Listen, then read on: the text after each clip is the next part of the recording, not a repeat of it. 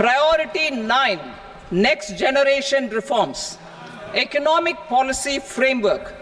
We will formulate an economic policy framework to delineate the overarching approach to economic development and set the scope of the next generation of reforms for facilitating employment opportunities and sustaining high growth. Our government will initiate and incentivize reforms for 1. Improving productivity of factors of production, and 2. Facilitating markets and sectors to become more efficient. These reforms will cover all factors of production, namely land, labor, capital, and entrepreneurship, and technology as an enabler of improving total factor productivity and bridging inequality. Effective implementation of several of these reforms requires collaboration between the center and the states, and building consensus as development of the country lies in development of the states. For promoting competitive federalism and incentivizing states for faster implementation of reforms, I propose to earmark a significant part of the 50-year interest-free loan. Working with the states, we will initiate the following reforms.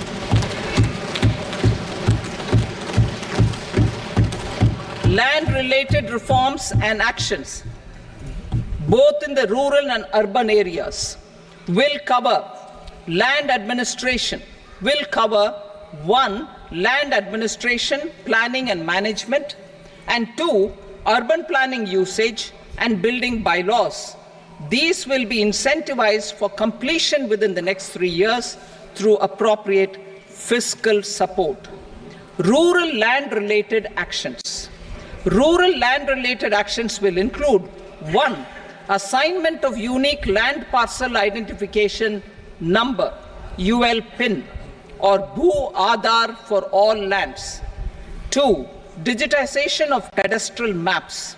3. Survey of subdivisions, survey of map subdivisions as per current ownership. 4. Establishment of land registry. And 5. Linking to the farmers registry.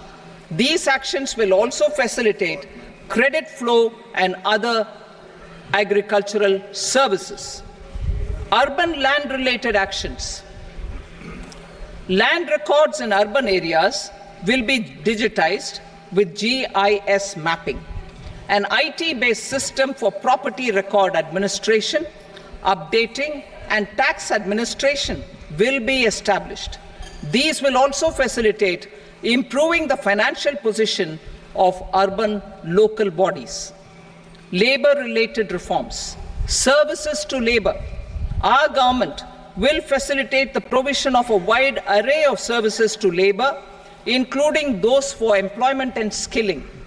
A comprehensive integration of e-Shram portal with other portals will facilitate such one-stop solution.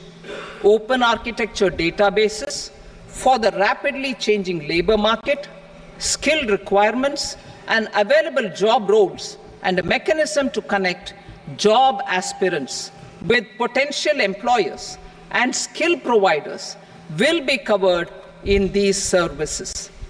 Shram Suvidha and Samadhan portal. Shram Suvidha and Samadhan portal will be revamped to enhance ease of compliance for industry and trade. Capital and entrepreneurship related reforms. Financial sector vision and strategy. For meeting financing needs of the economy, our government will bring out a financial sector vision and strategy document to prepare the sector in terms of size, capacity, and skills. This will set the agenda for the next 5 years and guide the work of the government, regulators, financial institutions, and market participants. Taxonomy for climate finance. We will develop taxonomy for climate finance for enhancing the availability of capital for climate adaptation and mitigation.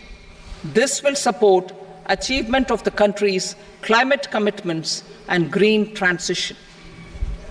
Variable capital company structure. We will seek the required legislative approval for providing an efficient and flexible mode for financing leasing of aircrafts and ships and pooled funds of private equity through a variable company structure. Foreign direct investments and overseas investment. The rules and regulations for foreign direct investment and overseas investments will be simplified to 1. Facilitate foreign direct investments, 2. Nudge prioritization, and 3. Promote opportunities for using Indian rupee as a currency for overseas investment. NPS Vatsalya. NPS Vatsalya, a plan for contribution by parents and guardians for minors, will be started. On attaining the age of majority, the plan can be converted seamlessly into a normal NPS account. Use of technology.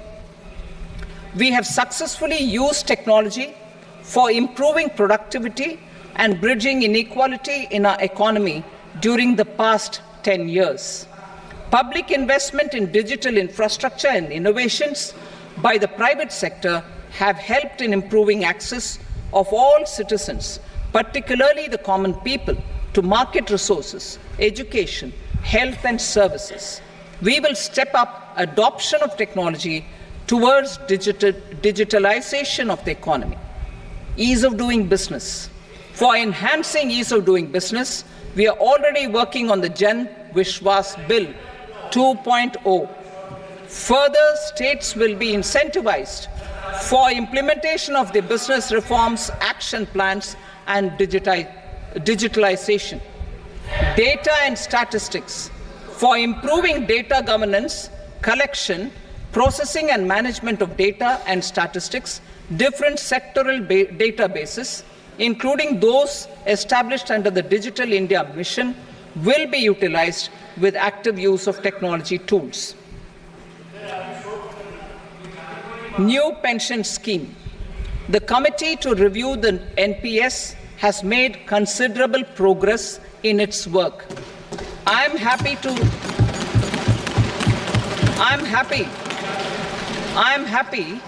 that the staff side of the National Council of the Joint Consultative Machinery for Central Government Employees has taken a constructive approach.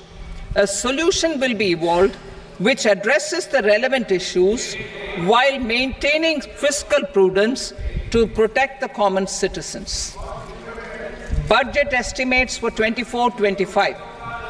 For the year 24-25, total receipts other than borrowings and the total expenditure are estimated at 32.07 lakh crore rupees and 48.21 lakh crore rupees respectively.